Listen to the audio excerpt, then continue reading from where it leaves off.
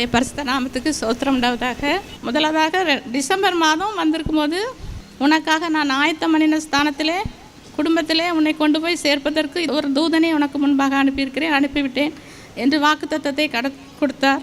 அதே போல் ஜனவரி மாதம் 2019 வந்தேன். அப்பொழுது நாங்கள் வியாபாரம் பண்ணிக்கொண்டு வியாபாரத்தில் பெருக்கும், குடும்பத்தில் நல்ல காரியம், மனதிலே சமாதானம், அப்படி சொல்லி 3 பாயிண்ட் சொல்லி ஜெபித்தார்கள். ஜீவ விருட்சத்தின் கனி இந்த வருஷத்திலே உன் கையில் கிடைக்கும் என்று மகளுக்கு ஜெபிக்கும் போது சொன்னார்கள்.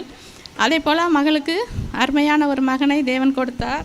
அதற்காக நன்றி செலுத்துகிறேன். அதே போல் சொன்னார்கள், மகளுக்கு என் ஆவியின் கண்களினால் காண்கிறேன், மங்கள சத்தம் என் காதில் தொனிக்கிறது என்ற வாக்குத்தத்தம் மார்ச் மாதம் எனக்கு கிடைத்தது.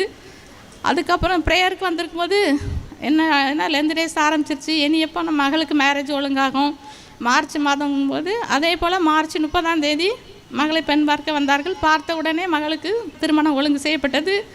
ஏப்ரல் மாதம் என்கேஜ்மெண்ட் நடந்தது. மே 30ஆம் தேதி கடவுள் அருமையாக மகளுடைய திருமணத்தை நடத்தி முடித்தார். கடவுளுக்கு கூடி நன்றி செலுத்துகிறேன். கர்த்தரின் நாமத்திற்கு ஸ்தோத்திரம். போன மாதம் முதல் முறையாக நாங்கள் இங்கே இந்த கூட்டத்துக்கு வந்திருந்தோம். ஆண்டவர் என் பிள்ளைகளோட ஃபீஸ் காரியத்தை இங்கே ஸ்பாட் மிராக்கிள் செஞ்சார். கர்த்தருக்கு கொடி ஸ்தோத்திரம். கர்த்தருடைய நாமத்துக்கு ஸ்தோத்திரம். நான் லாஸ்ட் மந்த் இங்கே ஜெபத்துக்கு வந்திருக்கும்போது எனக்கு இந்த கையை அசைக்கவே முடியாத அளவுக்கு ஒரு வலி இருந்துச்சு.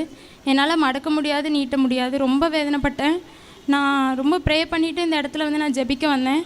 ஜெபிக்க நான் ஏசப்பாட்ட பொருத்தனை பண்ணியிருந்தேன். ஏசப்பா, அடுத்த மாதம் இந்த இடத்துல எனக்கு நீங்கள் இந்த கைவலி சுகத்தை கொடுத்தீங்கன்னா நான் கண்டிப்பாக போய் சாட்சி சொல்லுவேன்னு சொல்லிவிட்டு நான் ஹாஸ்பிட்டலும் போனேன். என்னால் வலி தாங்க முடியாதனால டாக்டர் கை பார்த்துட்டு கையில் ஒன்றுமே இல்லை, சரியாயிடும் 2 நாள்னு சொன்னாங்க. ஒரு ஆயின்மெண்ட் மட்டும் தான் கொடுத்தாங்க. அதே மாதிரி 3ஆவது நாள் எனக்கு அந்த கைவலி இருந்த இடமே தெரியாத மாதிரி ஆயிடுச்சு. ஏசப்பா பெரிய கிருபை பண்ணாங்க. அதற்காக ஏசப்பா ஹல்லேலூயா.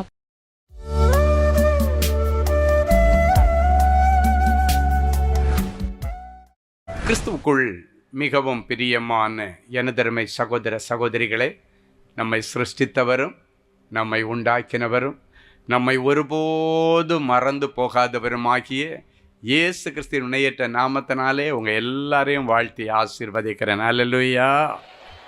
எல்லாரும் சந்தோஷமாக இருக்கீங்களா? தேவ சமூகத்திலே ஜெபத்திலே தரித்திருந்த பொழுது நம்மை ஆசீர்வதிக்கும்படி நம்முடைய தெய்வம் கொடுத்த மங்கள வார்த்தை ரூத்தின் புஸ்தகம் 2ஆம் அதிகாரம் 12வது வசனம் இப்படியாய் சொல்லுகிறது. எடுத்து வாசிப்போம். உன் செய்கைக்கு தக்க பலனை கர்த்தர் உனக்கு கட்டளையிடுவாராக. இஸ்ரவேலின் தேவனாகிய கர்த்தருடைய செட்டைகளின் கீழ் அடைக்கலமாய் வந்த உனக்கு அவராலே நிறைவான பலன் கிடைப்பதாக என்றான். இதை தியானிக்கும் போது என்னுடைய ஆவியிலே நான் சின்ன வயசில் எங்கள் கிராமத்தில் பார்த்த ஒரு காரியம் எனக்கு ஞாபகம் வருகிறது. நான் சின்ன பையனாக இருக்கும்போது ஊரில் கோழி குஞ்செல்லாம் வளர்க்குறத பார்த்துருக்கிறேன். ஒரு முறை நான் இந்த கான்வென்ட்டில் நிறைய கோழி குஞ்சுகள் எல்லாம் வளர்த்துட்ருக்குறோம். ஒரு முறை நான் அதுகளுக்கு தீனி போடுறதுக்காக வேண்டி அந்த ரேஷன் அரிசியை தூக்கி போட்டுகிட்டே இருக்கேன். திடீர்னு பார்க்கும் பொழுது அந்த தாய் கோழி அப்போ தான் ஒரு கோழி குஞ்சு பொறிச்சு நிறைய குட்டி குட்டி குஞ்சுகள், நான் நினைக்கிறேன் ஒரு 10-12 குஞ்சுகள் அப்படியே சுற்றிட்டு சாப்பிட்டுட்டே இருக்குது. ஆனால் திடீர்னு அந்த தாய் கோழி ஒரு சத்தம் கொடுது, கொக் கொக் கொக் கொக் கொக் கொக்குன்னு. அந்த சத்தம் முதல்ல கொஞ்சமாக ஆரம்பித்து அதன் பிறகு அது ரொம்ப சத்தம் போடுகிறதை பார்த்தேன். எதுக்கு இந்த தாய் கோழி சத்தம் போடுது? மற்ற கோழிங்க நிறைய கிடக்கு, ஒன்றும் சத்தம் போடலையே, இது மட்டும் ஏன் சத்தம் போடுதுன்னு அப்படியே பார்க்குறேன். ஒரு கழுகு, ஒரு பருந்து அப்படியே சுற்றி ஹைட்லேருந்து கீழே வரைக்கும் வந்துவிட்டேன். இந்த தாய்க்கோழி அதை பார்த்த உடனே எங்கே இந்த பருந்து தன்னுடைய 12 குஞ்சுகளை சாப்பிட்டுருமோன்னு நினச்சி அதை சத்தம் போட்டோன்னு அந்த குஞ்சுகள் ஓண்டு இருக்கிற குஞ்சுகளுக்கு தெரியுது, ஏதோ எனக்கு ஒரு ஆபத்து வரப்போகிறது, என் தாய் என்னை கூப்பிட்றான்னு சொல்லி அதையெல்லாம் ஓடி அந்த தாய்க்கோழிக்கு பக்கத்தில் வந்துச்சு. அது வரைக்கும் சின்னதாக இருந்த அந்த தாய் கோழியினுடைய அந்த 2 ரெக்கைகளும் அந்த செட்டைகளும் அப்படியே விரிந்து அந்த 12 கோழிகளும் உள்ளே வந்த உடனே அப்படியே அணைச்சி மூடி, அப்படி 12 கோழி அது கூட இல்லாத மாதிரி அப்படியே மூடி மறைத்து வைத்து விட்டது. அந்த பறந்து சுற்றி பார்த்துட்டு இந்த குஞ்சுகளை காணாத உடனே அவ்வளவு கீழே இறங்கி வந்த பருந்து அப்படியே பறந்து போய்விட்டேன். இந்த வசனத்தை நான் தியானிக்கும் போதும் அதே என் ஆண்டவருடைய சட்டைகள் உங்க முன்னால இறங்கி வந்திருக்கிறதை நான் பார்க்கிறேன். ஹல்லேலூயா. வேதம் சொல்லுகிறது, கோழி தன் குஞ்சுகளை இறக்கைக்குள்ளே கூட்டி சேர்க்கிறது போல என் ஆண்டவர் எருசலேமே எருசலே, எத்தனையோ உன்னை கூட்டி சேர்க்க நான் மனதாயிருந்தேன், ஆனால் உனக்கோ மனதில்லாமல் போயிற்று என்று என் ஆண்டவர் ஏங்கினார். ஆனால் இன்றைக்கு ஆண்டவர் கூட்டி சேர்த்திருக்கிறார். என் ஆண்டவர் சொல்கிறார், இன்றைக்கு என் ஆண்டவராலே நிறைவான பலன் உங்களுக்கு உண்டு, நிறைவான வாழ்வு உண்டு. பொல்லாங்கன் இனி உன் மேல கண் போட முடியாது, பொல்லாங்கன் உன்னை தூக்க முடியாது, தொல்லை பிடித்த மனுஷர்கள் இனி உன்னை தூக்க முடியாது. உன்னை தூக்கிடுவேன்னு சொன்னவனை இனி நீ தேடியும் காணாதிருப்ப. நீ எப்படி வாழ்றேன்னு நான் பார்க்க போறேன்னு சொல்லி உங்ககிட்ட சவால் போட்டவனுக்கு முன்னால நீ வாழ்ந்து காட்டுவ. அவன் வந்து உன் முன்னால வந்து பணிந்து கொண்டு உன் கூட ஆண்டவர் இருக்கிறாரேன்னு சொல்லுகிறதை இனி அந்நிய கண்கள் அல்ல, உன்னுடைய சொந்த கண்கள் காணும். என்னைக்காவது ஒரு நாள் நீ என் காலடியில் வந்து விழுந்துதான் ஆகணும்னு யாரோ ஒருவர் உனக்கு சவால் விட்டிருக்கலாம். இன்றைக்கு கர்த்தருடைய செட்டைகளின் கீழ் அடைக்கலமாய் வந்த விழுந்த உன்னை இனி யார் காலையும் போய் விழ ஆண்டவர் அனுமதிப்பதில்லை. கர்த்தருடைய ஸ்தானத்தை உயர்த்தி வைக்க ஆசைப்படுகிறார். உன்னுடைய பொசிஷன் ஆண்டவர் உயர்த்தி வைக்க வேண்டும் என்று விரும்புகிறார். அவன் நினைச்சது மாதிரி நீ நாளுக்கு நாள் இனி பின்தங்கி போகுவதில்லை, இனி முன்னேறி செல்லுகிற காலங்கள் வருகிறது. கழுகுகள் செட்டைகளை அடித்து உயர உயர உயர பறக்கிறது போல இனி கர்த்தர் இன்றைக்கு உனக்கு கொடுக்கிற புது பலனை கொண்டு நீ செட்டைகளை அடித்து உயர எழும்ப எழும்ப எழும்ப கர்த்தர் உனக்கு உதவி செய்வார். ஹல்லேலூயா. என் அன்பு தேவனுடைய பிள்ளைகளே, ரூத் எல்லாவற்றையும் இழந்தாள். மோவாப் தேசத்திலே தன்னுடைய புருஷனை இழந்தாள், கொழுந்தனை இழந்தாள், மாமனாரை இழந்தாள். எல்லாவற்றையும் இழந்து அந்த வீட்டிலே தொடர்ந்து மரணங்கள், அடுக்கடுக்கான மரணங்கள். சரி, மாமனாராவது சரி பரவாயில்ல, ஓரளவுக்கு மேலே வயசாயிடுச்சு, இறந்து போயிட்டாருன்னு சொல்லலாம். தன்னுடைய புருஷன் வாலிப வயது, அவளுக்கு அது வரைக்கும் குழந்தை கூட இல்லைன்னா எவ்வளவு சின்ன வயசு வாலிப வயசில் அவளுடைய புருஷன் இருந்திருப்பாருன்னு பாருங்க. அவளுடைய குழந்தனார் அவரும் சின்ன வயசு. அடுக்கடுக்கான தோல்விகள், அடுக்கடுக்கான இழப்புகளை அவள் சந்தித்து மனம் உடைந்து போன நிலைமையிலே, எல்லாம் முடிந்து போயிட்டு என்கிற நிலைமையிலே தன்னுடைய வாலிபம் கெட்டு அழிந்து விட்டது. அவ்வளவு தன்னுடைய வாலிப வயதின் சந்தோஷங்கள் எல்லாம் முடிந்து விட்டது. எல்லாவற்றையும் குழி தோண்டி புதைத்து விட்டு தன் மாமிக்காக, தன் மாமியுடைய சந்தோஷத்திற்காக, எனக்கு இன்னொரு வாழ்வே வேண்டாம், நான் உன் கூடயே வந்துடுறேன்னு சொல்லி தன் மாமிக்கு பின்னாலே போனாள்.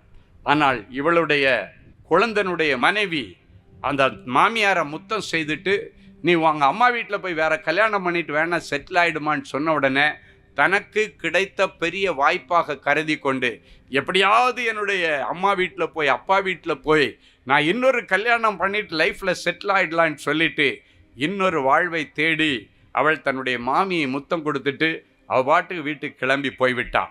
அவளுடைய சரித்திரம் அதன் பிறகு வேதத்தில் எங்கும் எழுதப்படவில்லை.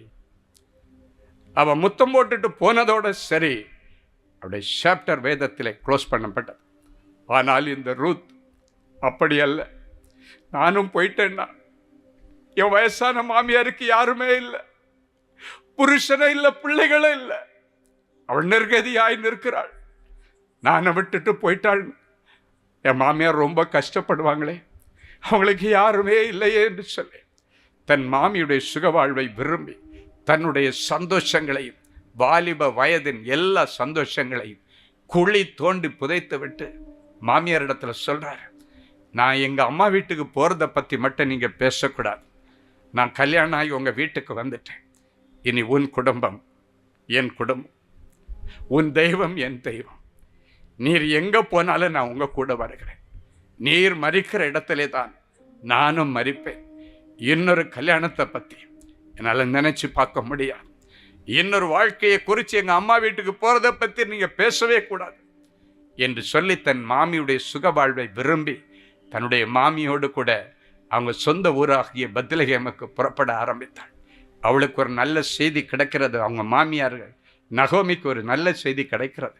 நம்ம சொந்த ஊரில் பெத்லகேமில் இப்பொழுது ஆகாரம் தாராளமாய் கிடைக்கிறது, நீ அங்கே வந்தியன்னா உனக்கு சாப்பாட்டுக்கு ஒரு குறையும் இருக்காது என்கிற செய்தி வந்த உடனடியாக அந்த வயதான விதவை, இளவயதின் விதவையாகிய தன்னுடைய மருமகள் ரூத்தையும் அழைத்து கொண்டு ஆகாரத்திற்காக இழப்பின் தேசத்தை விட்டு அப்பத்தின் வீடாகிய பெத்லகேமுக்கு புறப்பட்டு போனாள். என் அன்பு தேவனுடைய பிள்ளைகளே, ஒருவேளை நீங்களும் இந்த நாளில் வீட்டில் குடும்பத்தில் தொடர்ந்து அழிவுகள், உயிர் சேதங்கள், பண சேதங்கள், பெயர் சேதங்கள், அழிவுகளையே பார்த்து பார்த்து மனம் நொந்து போய், என்ன ஆண்டவரே நான் எங்கே போயிட்டு இருக்கிறேன்னு எனக்கே தெரியல, ஏன் என்னுடைய குடும்பத்தில் இத்தனை அழிவுகள், ஏன் இத்தனை தொடர் மரணங்கள் ஆண்டவர், ஏன் எனக்கு மாத்திரம் இத்தனை அடி மேல அடி எதுக்கு ஆண்டவரே? ஒரு கஷ்டம் தாங்கி எழும்பி வரதுக்குள்ளால இன்னொரு கஷ்டம் வந்துட்டு இருக்கு. யோர்தானிலே பிரவாகித்து வருகிற தண்ணி என்னுடைய வாழ்க்கையில சோதனையாக வந்து கொண்டே இருக்கிறது.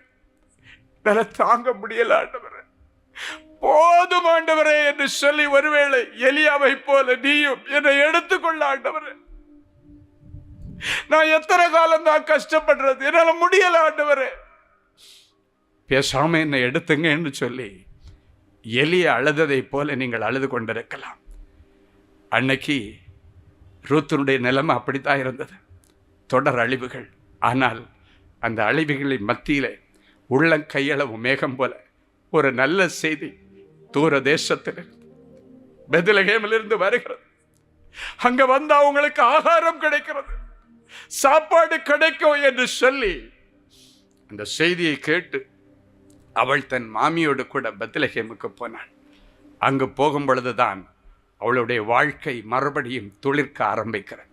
ஆகாரத்திற்கு வழி இல்லாம வயலில் அவர்கள் அறுத்து கொண்டு போகிற நெல், அந்த கோதுமை மணிகள், அந்த கதிர்களை அறுத்து முடிஞ்சதற்கு பிறகு கீழே விழுந்து தொழிந்து விடுகிற அந்த கதிர்களிலிருந்து விழுகிற அந்த சின்ன நெல் மணிகளை, அந்த கோதுமை மணிகளை பொறுக்கும்படிக்கு அவள் போகிறாள். அதை பொறுக்கிட்டு வந்து வீட்டில் கஞ்சி வச்சா தான் அவளும் அவளுடைய மாமியும் சாப்பிட முடியும். அப்படிப்பட்ட ஒரு சூழ்நிலையில தான் அவள் போனாள். ஒரு நாள் அப்படிப்பட்ட வேதனையின் அப்பத்தை அவள் சம்பாதிக்க போகும்போது அவளுடைய வாழ்க்கையில் ஒரு புதிய விடிவு காலம் பிறக்கிறது. ஆண்டவருடைய காலங்கள் கைகூடி வருகிறது. ஆண்டவர் அவளை ஒரு பெரிய செல்வ சீமானுக்கு கொடுத்து அவளுடைய வாழ்க்கையை மறுபடியும் துளிர்க்க பண்ண வேண்டும் என்று ஆண்டவர் விரும்பினார்.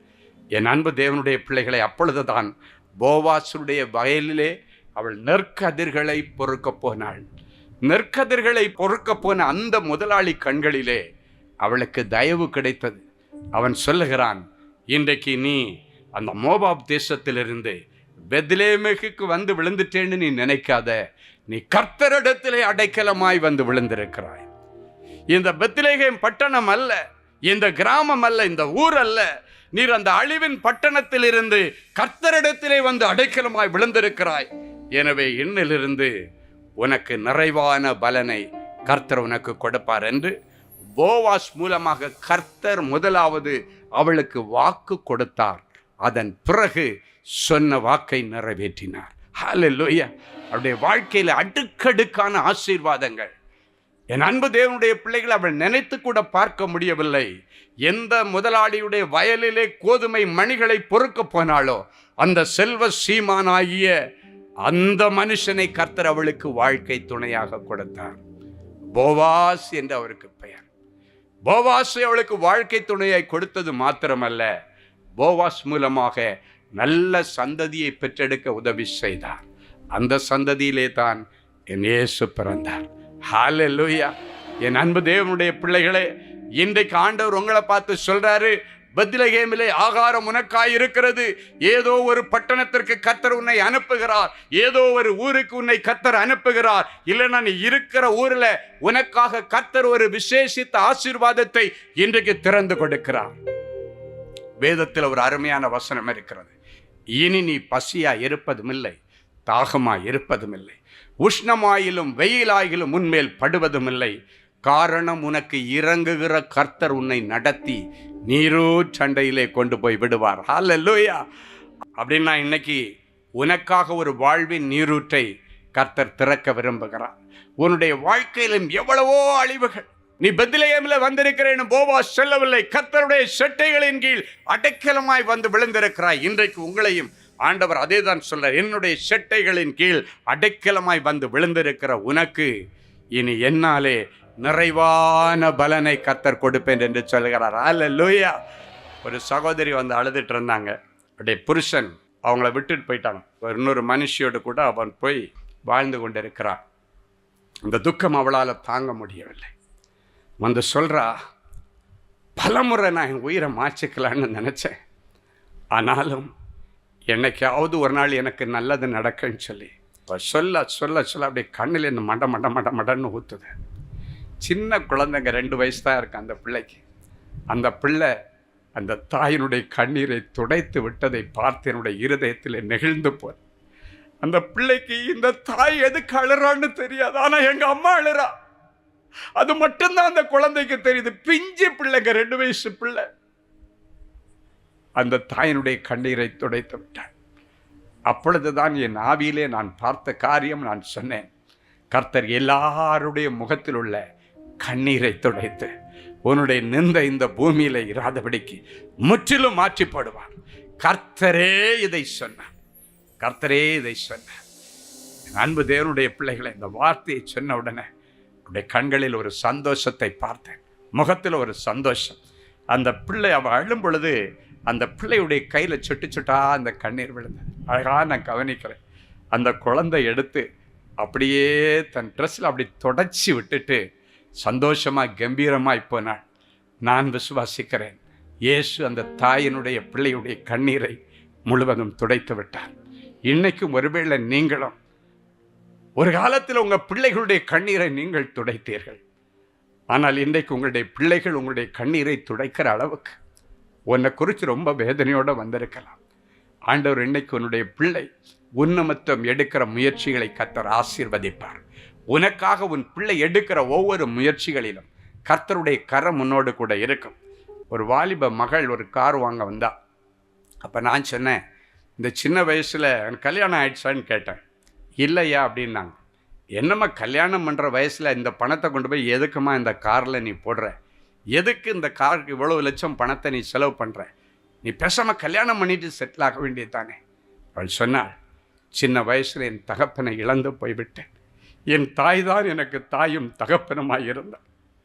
எங்கள் அம்மா வீடு வீடாக போய் பாத்திரங்களை தொலைக்கு கொடுத்து, வீடு வீடாக போய் சமையல் பண்ணி கொடுத்து, ஊராருடைய துணியெல்லாம் துவைச்சி போட்டு என்னை படிக்க வச்சு ஆளாக்குனாங்க. என் கண்ணு காண எங்கள் அம்மா சந்தோஷமாக இருந்ததை பார்த்ததே இல்லை. எங்கள் அப்பா உயிரோடு இருக்கும்போது குடிச்சிட்டு வந்து நித்த எங்கள் அம்மாவை அடிப்பாங்க, அழுது கொண்டே தான் இருப்பாள். எங்கள் அம்மா என்னுடைய தகப்பனார் மரித்து போனதற்கு பிறகும் வறுமை, வேலை செய்ய போகிற இடத்துல ஏளனமாய் பேசுகிற பேச்சுக்கள் எல்லாத்தையும் சகிச்சிட்டு வந்து அழுதுகிட்டே இருப்பாங்க. எங்கள் அம்மாவை சிரிக்க வச்சு பார்த்து அதுக்கு பிறகு தான் நான் கல்யாணம் பண்ணுவேன். எங்கள் அம்மாவுக்கு நான் ஒரு வீடு வாங்கி கொடுக்கணுன்னு ஆசைப்பட்டேன், ஒரு கார் வாங்கி கொடுக்கணுன்னு ஆசைப்பட்டேன். எங்கள் அம்மா என்னை கஷ்டப்பட்டு படிக்க வச்சு சந்தோஷமாக இருக்கிறதுக்கு ஒரு சின்ன குட்டி ஃப்ளாட், ஒரு பெட்ரூமும் ஒரு ஹால் ஒரு கிச்சன் வச்சு எங்கள் அம்மாவுக்கு ஒரு வீடு வாங்கி கொடுத்து, நான் கல்யாணம் பண்ணிக்க முன்னால் எங்கள் அம்மாவை சொந்த வீட்டில் வச்சு பார்க்கணுன்னு எனக்கு ஆசை. அதை பார்த்துட்டேன். இதுக்கு மேலே எங்கள் அம்மாவுக்கு சர்ச்சுக்கு போகிறதுக்கு ஒரு கார் வாங்கி கொடுக்கணுன்னு ஆசை. இதுவும் நிறைவேறிடுச்சுன்னா அதுக்கு பிறகு என்னுடைய கல்யாணத்தை பற்றி நான் யோசிப்பேன். மகளை பார்த்து என்னுடைய இருதயம் அவ்வளவு சந்தோஷப்பட்டது. தன்னுடைய தாயினுடைய துக்கத்தை மாத்துறதுக்காக இந்த மகள் தன்னுடைய வாலிபத்தின் அந்த சந்தோஷங்களை எல்லாம் தள்ளி போட்டுக்கிட்டே இருக்கான். அவங்க அம்மா எவ்வளோ சொல்கிறாங்க, எம்மா எனக்கு இதை விட நீ புருஷன் கூட வாழ்ந்த ஒரு பிள்ளைய பற்றி என் மடியில் போடு, இந்த பேரப்பிள்ளை தான் எனக்கு சந்தோஷம், எனக்கு இதை சந்தோஷம் இல்லை. இல்லைம்மா, எனக்கு சந்தோஷம் உங்களை அப்படி வச்சு பார்க்கணும். ரூத் தன்னுடைய மாமியின் சுகவாழ்வை விரும்பினாள். ஆண்டவர் அவளை ஆசீர்வதித்தாள். இந்த மகள் தான் தப்பிச்சு போனா போதும் என்று சொல்லி நோக்காம தன்னுடைய தாயினுடைய சுகவாழ்வை விரும்பினாள். பெற்றோர்கள் பிள்ளைகளை நல்ல பள்ளிக்கூடத்தில் படிக்க வைக்கணும்னு நினச்சி அவங்க தகுதிக்கு மீறி இங்கிலீஷ் மீடியம் ஸ்கூலில் நல்ல இடத்துல கொண்டு படிக்க வச்சுருப்பாங்க. அப்போ சில பெற்றோர்கள் வரும்போது நான் கேட்பேன், ஏம்மா உங்களுக்கு தான் வருமானம் இல்லையம்மா, ஒரு சின்ன பள்ளிக்கூடத்தில் படிக்க வைக்கலாமே, இல்லைன்னா ஒரு கவர்மெண்ட் ஸ்கூலில் படிக்க வைக்கலாமே, எதுக்கு இவ்வளோ கஷ்டப்பட்டு இங்கே இழுக்கிறீங்க? அப்போ அந்த தாய் சொல்கிறத பார்த்துருக்குறேன். ஐயா, நான் தான் படிக்கலை, எனக்கு ஏபிசிடி தெரியாது, என் பிள்ளை வாய் நிறைய இங்கிலீஷ் பேசுகிறத பார்க்க எனக்கு ஆசையாக இருக்குப்பா. என் பிள்ளை நல்லா படித்து பெரிய ஆளாக பார்க்கறது எனக்கு ரொம்ப ஆசையாக இருக்குது. கண்ணீரோடு அந்த பிள்ளைகளுக்கு உதவி செய்திருக்கிறான். அப்படிப்பட்ட பிள்ளைகள் இன்னைக்கு வளர்ந்த ஆண்டவருடைய நாமத்தினால உயர்ந்த ஸ்தானத்தில் இருக்கிறாங்க. எதுக்கு சொல்கிறேன்னா, எல்லாருக்கும் அவங்க பிள்ளைகள் வசதி. ஒரு நாளும் அடுத்தவங்க ஆசையில் மட்டும் மண்ணை அள்ளி போட்டுறாதீங்க. எல்லாருக்கும் அவங்க பிள்ளை நல்லா இருக்கணும்னு ஆசை. அதற்காக எடுக்கிற அந்த முயற்சிக்கு உங்களால் இயன்ற மட்டும் உதவி செய்யுங்க. ஆனால் ஒரு நாளும் அந்த ஆசையை மாத்திரம் உடைச்சி போட்டுறாதீங்க. அந்த பிள்ளைகள் ஒரு நாள் வளர்ந்து தன்னுடைய தாய் தகப்பனுக்கு ஆசீர்வாதமான பிள்ளைகளாக இருந்து அவர்களும் இந்த சமுதாயத்தில் பெரிய அந்தஸ்தில் வர வேண்டும் என்பதுதான் என் ஆண்டவருடைய ஆசை. இன்னைக்கு இந்த சமுதாயத்தில் நீ என்ன நிலைமையில் இருந்தாலும் இன்னைக்கு வரைக்கும் இருக்கிற காரியத்தை யோசிக்காத. இன்னைக்கு கர்த்தரிடத்தில் அடைக்கலமாய் வந்து விழுந்திருக்கிற உனக்கு என் ஆண்டவராலே நிறைவான வாழ்வு கிடைக்க போகிறது, நிறைவான உயர்வு கர்த்தர் கொடுக்க போகிறார். ஹல்லேலூயா. என் அன்பு தேவனுடைய பிள்ளைகளே, நல்ல தேவ செய்தியை கேட்டீர்கள், அருமையான சாட்சிகளையும் பார்த்தீர்கள். எனக்கு இப்படி ஒரு நல்லது நடக்காதா என்று ஏங்கிக் கொண்டிருக்கிறீர்கள். இன்றைக்கி இந்த செய்தியில் கேட்ட நல்ல ஆசீர்வாதங்கள் எனக்கு என் குடும்பத்துக்கும் பலிக்காதான்னு எதிர்பார்த்துட்ருக்கிறீங்க. அவைகள் பலிக்கும். அவற்றை நிறைவேற்றி தருகிற ஆண்டவருடைய சமூகத்தை நாம் நோக்கி பார்ப்போம்.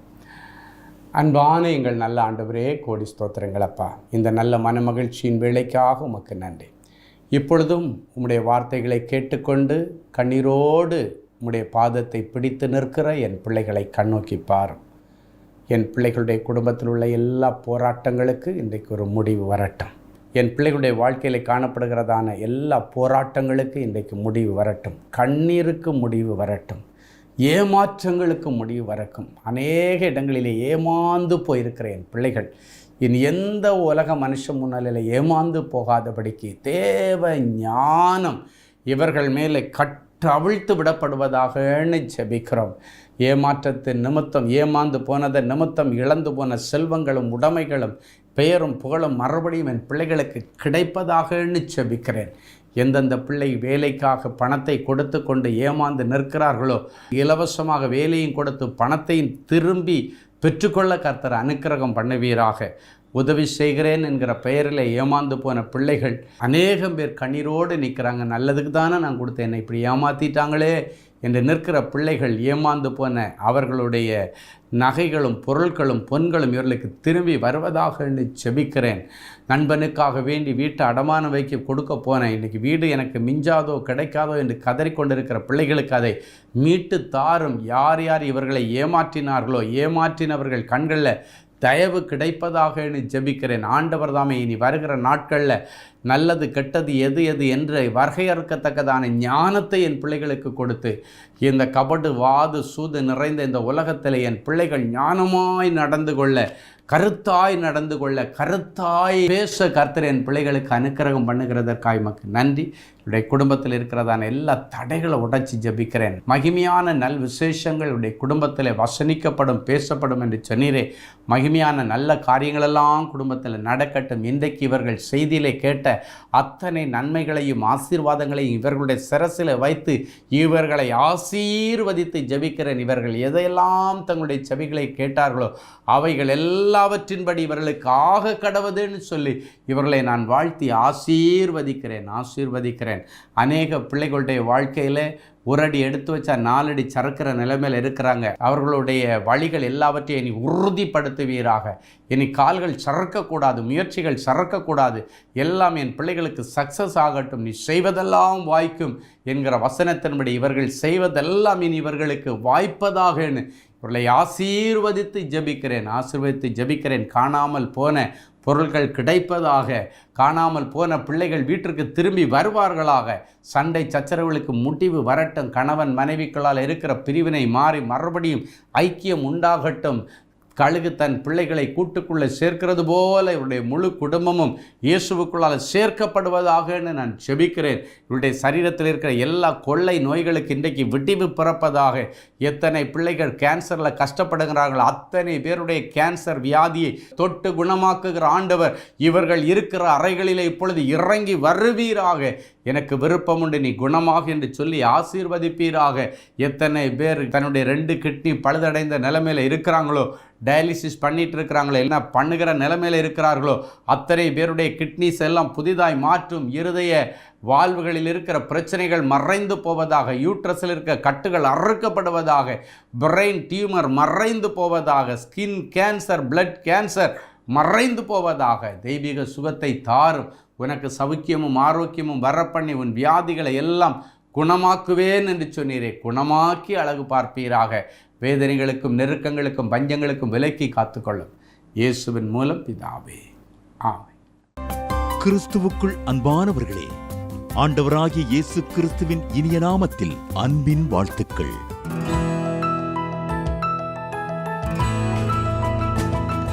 எங்களுடைய மார்வெல் திருமண தகவல் மையத்தை ஆன்லைன் சேவை மூலம் உங்களுக்கு அறிமுகப்படுத்துவதில் நாங்கள் மிகுந்த மகிழ்ச்சி அடைகிறோம். எங்களது மார்வெல் திருமண மையம் கிறிஸ்தவ குடும்பத்தில் திருமணத்திற்கு ஆயத்தமாயிருப்பவர்கள் தங்களுக்கு ஏற்ற வாழ்க்கை துணையை தேர்ந்தெடுக்க சிறந்த திருமண சேவை மையமாக இருக்கிறது. மேலும் மார்வெல் திருமண தகவல் மையத்தில் நீங்கள் பதிவு செய்வதற்கு எங்களது இணையதள முகவரி www.marvelmatrimony.com மற்றும் அலைபேசி எண் 7824855999 என்ற எண்ணிற்கு தொடர்பு கொள்ளலாம். சென்னை, நாகர்கோவில் மற்றும் மும்பை நகரில் உள்ளவர்கள் பதிவு செய்ய விரும்பினால் கீழ்க்கண்ட விலாசங்களில் உள்ள எங்களது அலுவலகங்களோடு தொடர்பு கொள்ளலாம். Email info@marvelmatrimony.com. ஆண்டவர் தாமே உங்களை அளவில்லாமல் ஆசீர்வதிப்பாராக.